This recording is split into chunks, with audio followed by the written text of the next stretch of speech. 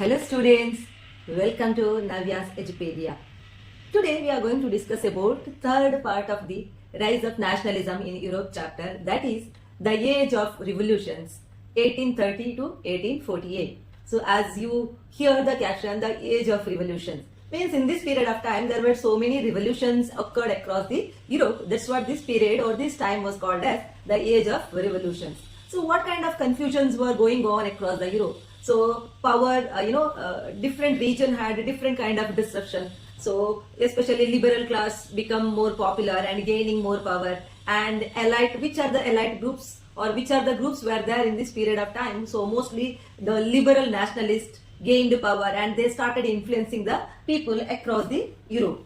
Which class here, especially when you are talking this group or nationalist liberals, mostly middle class elite, so among whom were mostly professors, school teachers and clerks, members of the commercial middle classes, mostly involved in this group. So what was going on in Europe in this period of time? So different regions, so in Europe such as the Italian and German states, the provinces of the Ottoman Empire, Ireland and Poland. So where are these regions mostly associated with the revolutions? What are the major regions which are associated with the revolutions? First of all, German regions, then France or French regions were there in confusion, Italian region and Ottoman Empire, or that regions also connected with the revolutions, and different demand of peoples were going on across the region. So when you are talking about this age of revolutions, we are going to discuss about here one of the concept most importantly, that is called as July Revolution. So July Revolution, which held in France. So what was the reason for this July Revolution?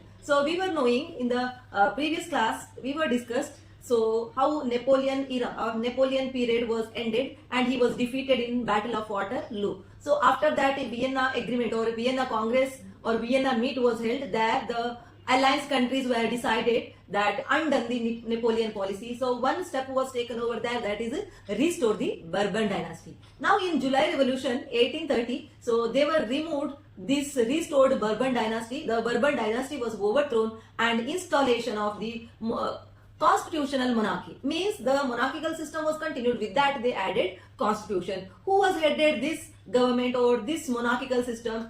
Louis Philippe was headed the constitutional monarchy, which was installed in 1830. So now, in this period of time, this change was happened in France that influenced other region. You may aware in 9th standard also we were discussed about French Revolution. When there will be any kind of disturbance in France, it used to influence other region of the Europe. So when this change happened over here in France, so one of the region, that is Belgium, there was the uprising in Brussels, which was broken away from the Netherlands, and this major change, okay, so led to an uprising in Brussels with Belgium breaking away from the Netherlands. So that is what here Duke Metternich, okay, Austrian Chancellor, given one statement that he said that whenever France sneezes, the rest of the Europe catches cold. So because of this incident, he gave that statement. So now one incident, one example we had seen, that is July Revolution. Now what other changes? So already we were discussed, or I already mentioned that regions which are connected with the revolution in this period of time, it is in Germany, France, Italy. So one, and Ottoman region also. So one of the Ottoman region, that is Greek. Okay, so Greek independence struggle or Greek War of Independence started in the year of 1821. So what was the major influence? European ideas, nationalism or European ideas of equality, fraternity, which was influenced so much on this Greek revolution. So their struggle against whom? The Greek people struggled against Ottoman Empire. So what was the problem over there? Ottoman Empire, mostly that Islamic Empire. So the minority groups, whoever under them, they used to have a lot of problem related to culture, their ethnicity and all. So that is a major problem in the under the Ottoman region. Okay, so when you are talking about what is the major motivation to the Greek people to revolt against the Ottoman Empire, that is the concept of Romanticism. What do you mean by Romanticism? Romanticism means cultural movement. So when you are talking about,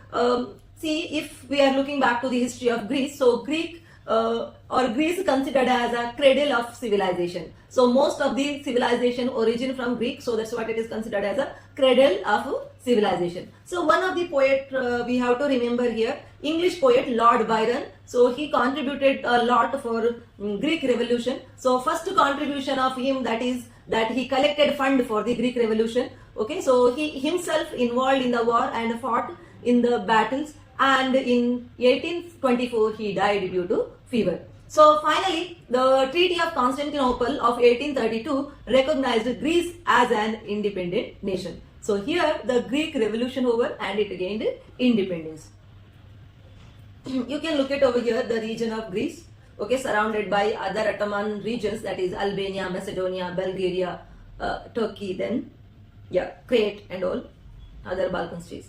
Okay, as we were talked just now, I said when you are talking about Greek concept, so that is just to mention the concept of romantic imagination or romanticism. So that is the cultural movement. So culture played a great role in the unification process, or we can say in the Greek revolution. So culture played powerful role in nationalism to develop the feeling of nationalism. What you mean the cultural or romantic imagination over here? It focuses on emotions, intuitions and mystical feelings. So what science-oriented theory concepts were criticized by these people, and they highlighted emotions, feelings and that kind of stories over here. So one of the philosopher we have to recall here in this period of time, that is German philosopher John Gottfried Herder, claimed that true German culture was to be discovered among the common people. So the writing or his work was called Das Volk.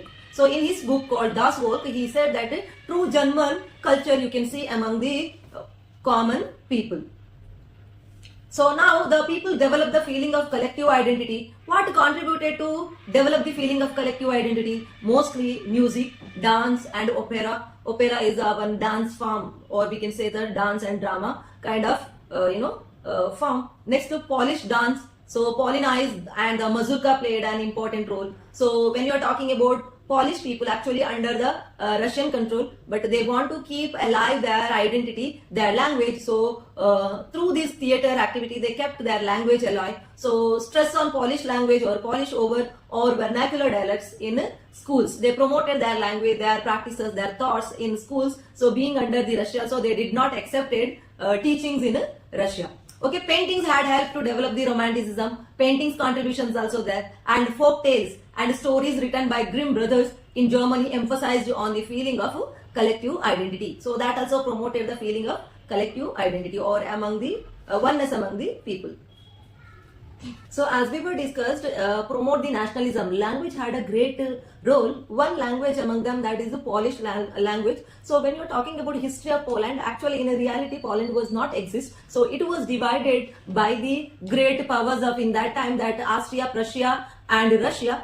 These regions were divided Poland into different part, and but in reality the country was not exist, but the people kept language alive through the music and through the culture, and teachers or in the schools also they kept alive that Polish language. But in 1831 when the Russian armed attacked on the Poland, so the Polish language was thrown out of the schools, so they were not allowed to talk in or follow their local languages. So whoever practiced, like in clergy people or clergy groups were practiced or used to talk mostly Polish language, and they were promoting the language. Whoever promoted Polish language, those people were punished severely by the Russia. So in those time, many of the clergy people and in church gathering and all, they were using Polish language. So ultimately many of the clergy people were punished by the Russia. So in this period of time in Poland, that is speaking Polish language, it was considered as a symbol of nationalism and protesting against the Russian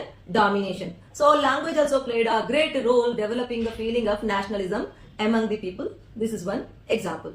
Next we will talk about the period where it was considered as a hunger, hardship and popular revolt.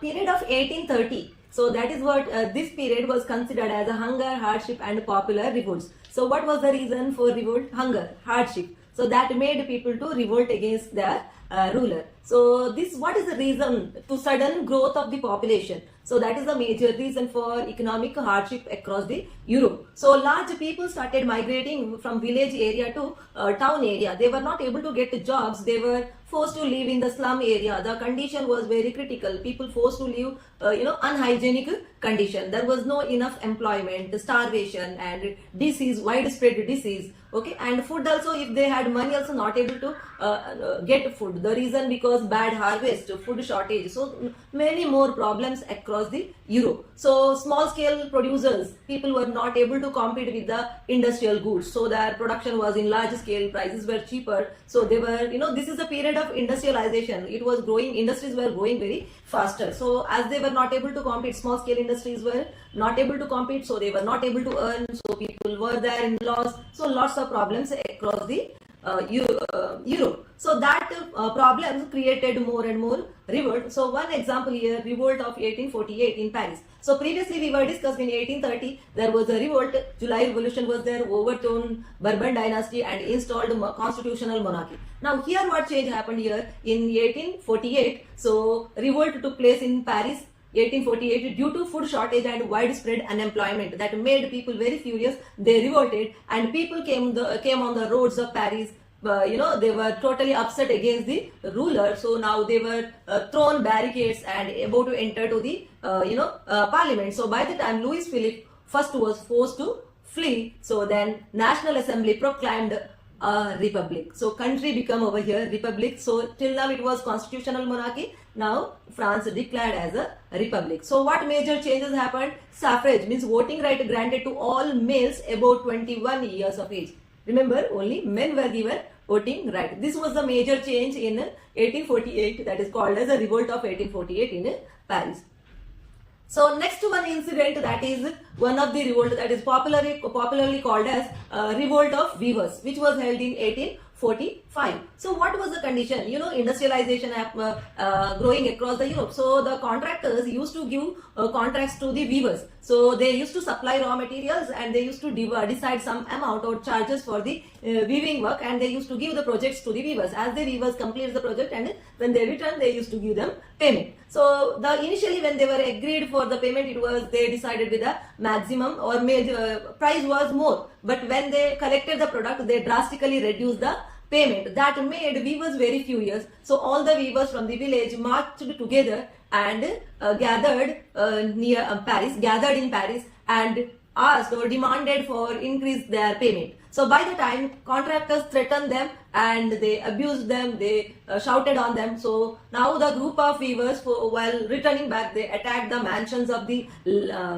contractors. They broke the expensive glasses which was there in rich bungalows, houses. You could see that how decorative items houses are decorated with the decorative items. So these all decorative items, they are broken, and stored grains and all they snatched and taken away. So in this critical condition, so the contractors were forced to leave their homes. They went to neighborhood villages. They asked for shelters, but they denied shelter to them. But they hired some gang people or armies and brought them back. So in this, around 11 weavers were shot dead.